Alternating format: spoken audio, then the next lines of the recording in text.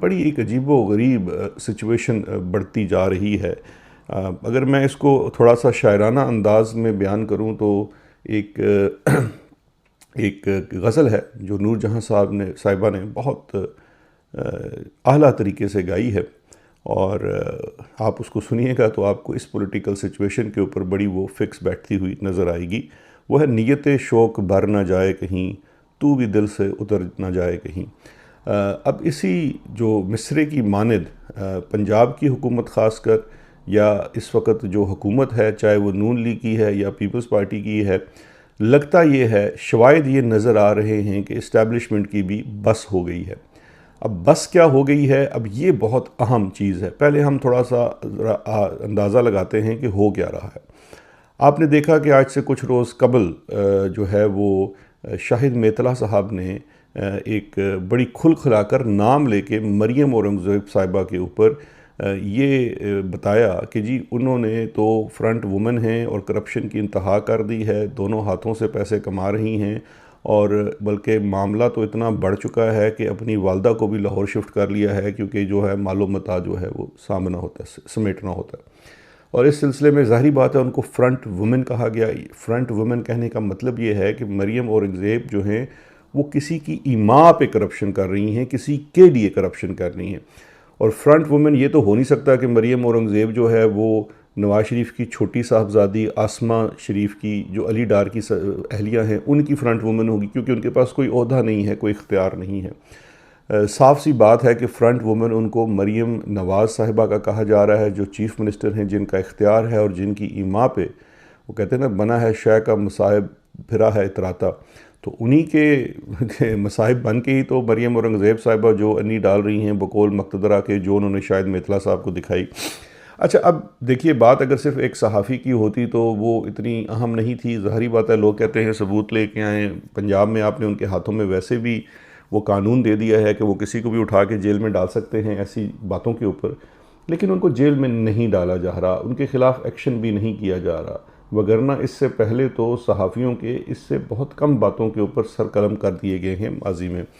तो अब सवाल ये पैदा होता है कि शायद मेतला साहब को किसकी टेक है जो इतना ज़्यादा वो खुल के बोल रहे हैं। साफ नज़र आता है कि उनको ये चीज़ें दी जा रही हैं।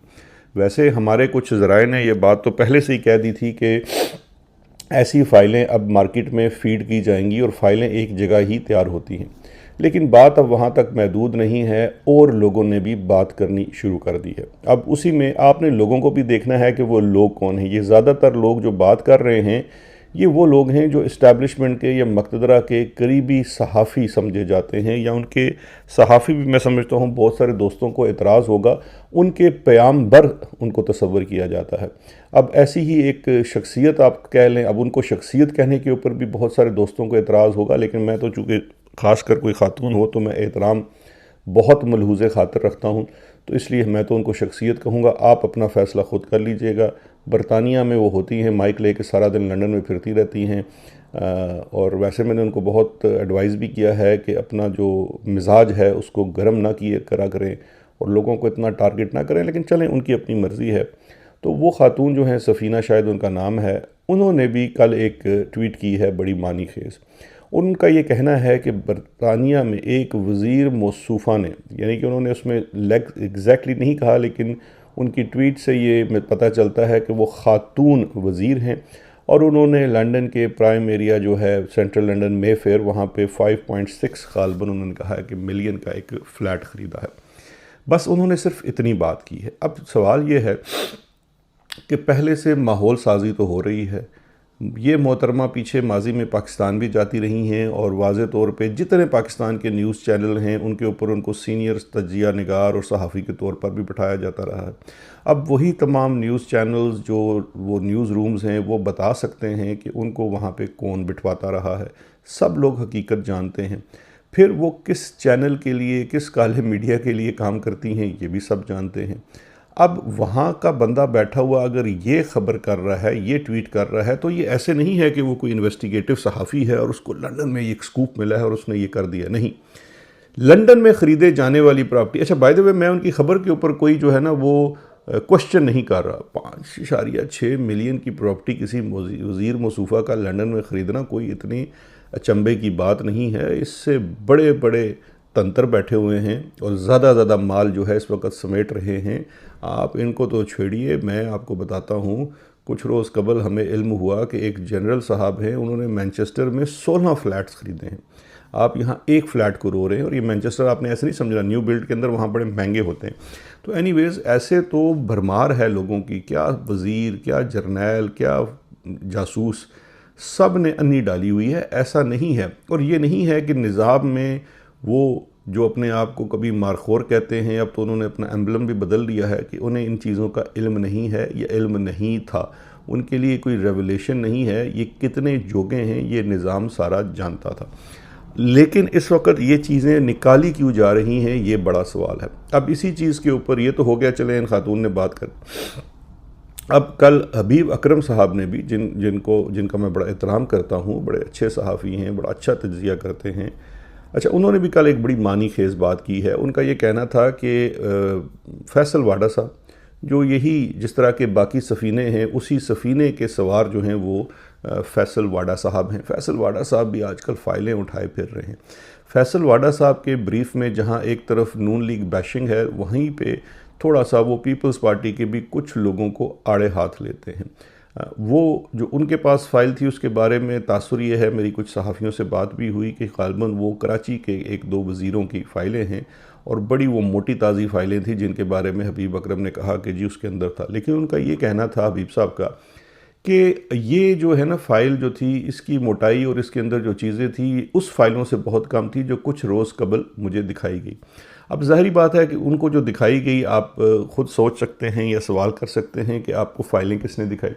अब फ़ाइलें दिखाने वाले आपको पता है यही भाई लोग होते हैं। वो क्या करते हैं, एक तो जो अपने मुलाजिम सहाफ़ी होते हैं उनको भी चीज़ देते हैं कि इसको भाई डालो मार्केट में, बता दो, कर दो सब कुछ, फ़िक्र मत करना, तुम्हें FIA नहीं उठाएगी, हम तुम्हारे साथ हैं।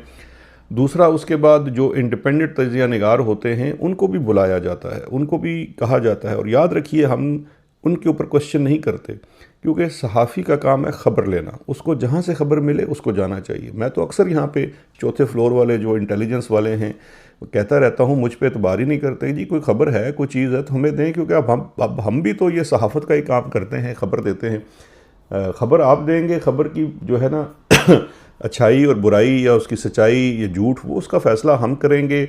उसके ऊपर ज़ाहिर बात है उसको क्रॉस रेफरेंस करेंगे, ठीक हुई तो ज़रूर चलाएँगे। तो इसीलिए ज़ाहिर बात है, जैसे हबीब अकरम साहब हैं और बहुत सारे सहाफ़ी हैं, तो उनको भी बुला के ये चीज़ें इसलिए दिखाई जाती है कि जो इस वक्त कैंपेन शुरू करनी है, इसके अंदर किसी तरीके से वज़न भी पैदा होना चाहिए। क्योंकि अगर सिर्फ ये सफ़ीने फफ़ीने जो हैं वो बात करते रहेंगे तो उसके अंदर वज़न नहीं पैदा होगा, चीज़ में वो नहीं आएगी। इसका मतलब ये है कि जो कुछ करवाया जा रहा है उसके अंदर थोड़ी सी सीरियसनेस है। अब यहाँ पे देखिए दो सवाल हैं जो मैं पूरी ये तमहीद बांधी है और ये बातें आपके गोश गुजार की हैं, वो इसलिए हैं। अच्छा, एक चीज़ तो ये है कि आपने ये सोचना भी है और ये करना भी है कि ये क्यों हो रहा है। अच्छा, पहली बात चले इसको इस तरह से और तरह से ले लें कि पहला तो ये है कि इन बातों में कितनी सच्चाई है। देखिए, सच्चाई कितनी है या नहीं है ये तो वक्त डिटर्मिन करेगा या जब चीज़ें सामने आती हैं। लेकिन इससे ज़्यादा ज़रूरी सवाल ये है कि जिन लोगों के बारे में आज हमारी इस्टेब्लिशमेंट ये ख़बरें ख़ुद लोगों को दे रही है, क्या उन लोगों की हकीकत हमारी इसी इस्टेब्लिशमेंट को पहले से मालूम नहीं थी? क्या हमारी ISI और MI वाले जो लोग हैं या जितने बैठे हुए हैं उन्हें नहीं पता कि मरीम नवाज़, नवाज़ शरीफ, शहबाज शरीफ और उनका वो अनहार सपूत सलमान शहबाज हो गया या इवन हमज़ा हो गया, फिर वो हसन हुसैन हो गए, ये सारे क्या करते रहे हैं, इनका माजी क्या है, किस तरह से दौलत इकट्ठी की, ये तमाम चीज़ों से हमारी ये इदारे ना सिर्फ आगाह थे बल्कि उन्होंने हमें भी सारी ज़िंदगी यही आगाही दी कि ये देखो ये कर लिया वो कर लिया। बल्कि आपको ये नहीं भूलना चाहिए कि पनामा के केस के अंदर सुप्रीम कोर्ट ऑफ पाकिस्तान में जो JIT थी उसके अंदर वो जो क्रूशल एविडेंस था, वो क्रूशल एविडेंस जिसने नवाज शरीफ को डिस्क्वालीफाई किया, अकामे वाला, वो एविडेंस हमारी मिलिट्री इंटेलिजेंस के लोग लेकर आए थे UAE से। एविडेंस पता तो उनको था, लेकिन एविडेंस कौन लाया था? Military intelligence. उसके सरबराह कौन थे? मेजर जनरल सैयद आसिम मुनीर साहब, जो आज फील्ड मार्शल हैं। तो कहने का मकसद ये है कि तमाम हकीकत क्या है ये खूब जानते हैं, हमें उन्हें बताने की ज़रूरत नहीं है। हमें अब सवाल ये करना चाहिए कि हजूर वाला आपको तो ये सब कुछ पता था, अब 4 साल बाद पहले आपने इनको दोबारा से लॉन्च किया, 4 साल इनको चलाया, मिल के खूब खाया, खूब कमाया, मिल के कमाया। अब क्या बांटने पे लड़ाई हो गई है, या आपको ये हो गया है कि ये लोग स्क्रिप्ट से ज़्यादा कमा रहे हैं? क्योंकि याद रखिए कि जब आप चोरी डकैती करते हैं तो फिर इतनी प्लानिंग से सब कुछ नहीं हो सकता। या फिर आपको ये है कि वक्त आ गया है कि इनको फिर डंप किया जाए, क्योंकि मेन मकसद ये है कि वो जो बड़ी अफरियत है, जो इस्टेब्लिशमेंट है, मकतदरा है, क्योंकि वो इंस्टीट्यूशन के तौर पर काम करती है, वहाँ शख्सियात और चेहरे बदलते रहते हैं, इंस्टीट्यूशन चलता रहता है, क्योंकि उस इंस्टीट्यूशन ने अपना असर कायम रखना है, अपने पंजे गाढ़े रखने हैं। और इसलिए अब चूंकि ये लोग बोझ बनते जा रहे हैं, डिलीवरी इनकी ज़ीरो है। इन्होंने भी आपको यही कह के कन्विंस किया था कि हम बड़े जनाब इकॉनमी को ऐसे कर देंगे, वैसे कर देंगे, हम मैनेजर बड़े हैं, मिल बैठ के खाएंगे भी, आपको रोकेंगे भी नहीं, आपके ऊपर रोज़ नए तमगे भी लगाएंगे, साथ साथ देखिएगा मैनेजमेंट भी होगी, सत्ते खैरें हो जाएंगी। इमरान खान तो नालायक आदमी है। अब इनको ये अंदाज़ा हो गया कि यार ये तो मतलब अनपॉपुलर तो है ही हैं, नालायक भी हैं, डिलीवरी भी कोई नहीं है, और ऊपर से हमारी हर फरमाइश पूरी भी नहीं हो रही। और इसलिए अब ये थोड़ा सा इनकी से कहते हैं ना कि नोक पलक की जा रही है, क्योंकि अवाम हमें जो बड़ी गाली दे रही है, अगर हम उसको बदल के दोबारा से इन्हीं सियासतदानों को एक्सपोज करना शुरू करें, इनकी करप्शन की दास्तानें मार्केट में डालें, तो हमें गालियां पड़नी कम हो जाएंगी। मेरी तो इसके ऊपर यही एक समझ लीजिए कि अंडरस्टैंडिंग है। मुझे नहीं लगता कि शहबाज शरीफ से ज़्यादा बेहतर, वफादार तो मैं नहीं कह सकता, ताबेदार मुलाजम इस्टेब्लिशमेंट को कभी तारीख में मिला है या दोबारा मिल सकता है। तो इसलिए शहबाज शरीफ को तो डंप करने का फ़िलहाल मुझे कोई इरादा नज़र नहीं आता, लेकिन साथ जो अल्ले तलल्ले हैं उनके बारे में हल्की हल्की ढोलकी बजाना जो है, उसका मकसद दरअसल ये है कि लोग जो है वो उस इंस्टीट्यूशन की करप्शन, बदमाशियाँ, ज़्यादतियाँ, उसके ऊपर से तवज्जो थोड़ी सी हटा के इन चोरों के ऊपर दोबारा तवज्जो जो है वो मबजूल करें। लेकिन आप लोग, अब मुझे लगता है कि 70-80 साल में इतने ज़हीन तो हो चुके हैं कि आपने उधर भी आंख रखनी है और इधर भी निगाह रखनी है, ताकि दोनों के ऊपर आपका रहना चाहिए कि हम दोनों को नहीं मानते, ये करप्ट हैं, इनकी चीज़ें सामने आ रही हैं, बहुत अच्छी है, लेकिन इनको लाने वाला कौन है, इनको बिठाने वाला कौन है, इनको आज तक सिस्टम के अंदर चलाने वाला कौन है? मेन सवाल हमने उसी से करना है।